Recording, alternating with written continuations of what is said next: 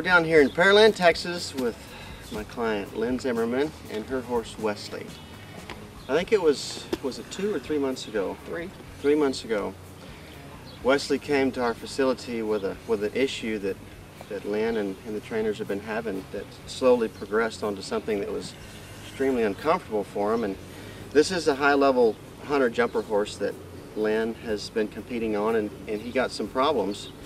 He was to where he was stopping at fences, and we wanted to see how he does today now that he's home. He's been at our place for 3 months, and now he's home, and we're going to work with Lynn today and make sure he's still that way. He's been really good here lately.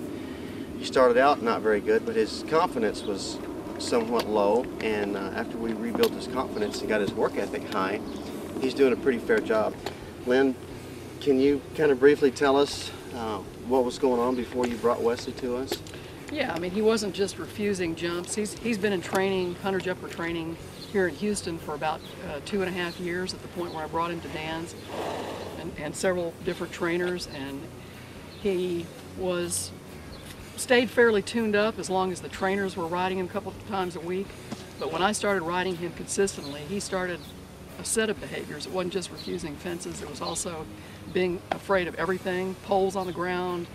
If the trainer changed the jump and even put it in a different direction, he would act like he never saw it before, so it was like every day was a new day. And I was falling off more than I care to admit. So Dan's been trying to work with me, as has my trainer, Stephanie, in trying to get my confidence back and trying to keep my body back so that I've got my eye up and my hands low so that I'm not hitting him in the mouth when he does make a mistake. And hopefully we've made some progress here. You've been having some pretty good success at our place, it seems like. I mean, there's been a couple of stumbling blocks, but the last couple of lessons seem to really have some progress. My job was easy. The hardest job is going to be for Lynn to maintain these tools that we've been using and keep his confidence high and his work ethic high. It's as simple as that.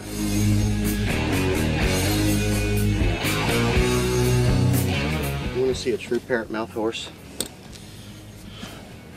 Look at the level of his teeth. There's the top row of teeth and the bottom row of teeth. See how they don't match?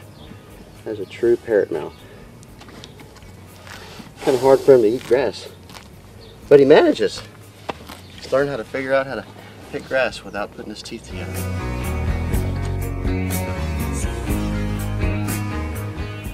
You can tell the difference between a textbook rider and someone who's learned hardcore, you know, from scratch on their own. A lot of people get taught by reading books and taking lesson after lesson, and they learn how to use their seat, their feet, their hands in a certain way, and that's all they ever do, and they micromanage all of those things. And in reality, later on, it becomes a lack of confidence riding. It looks good. They look good in the saddle. They look proportionally correct. They look like a textbook. But end result is, if something happens, they can't stay on because they don't have the balance and the relaxation and the technique to just sit right in the middle of the horse and have a really good solid ride. So that's what I'm trying to work with Lynn is forget the textbook stuff. Think of an avatar or someone that that looks like a magician on a horse and ride like them. We can get back to the textbook stuff later, but learn how to become part of that horse. Give him confidence and go do something. Even if it's not pretty, it doesn't matter. She's got to learn how to go do something, get a job done, and we can pretty it up later. It's kind of like Jack Nicklaus once said when he was learning how to play golf. I loved his philosophy. I mean, I don't know how many times he won, you know, championships or world titles, but he said, I learned how to hit the ball far, and then I learned how to control it. When a lot of people will start hitting it short and start getting further and further. So that technique really is something that I study and I teach these people, and it rebuilds all of them.